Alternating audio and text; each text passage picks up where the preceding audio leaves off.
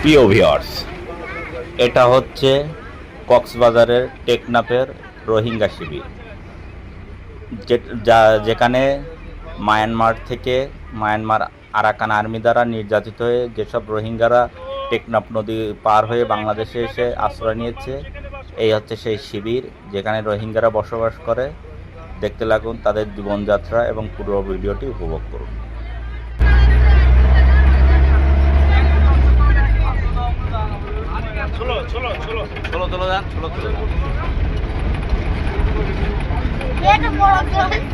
video করে সুন্দর করে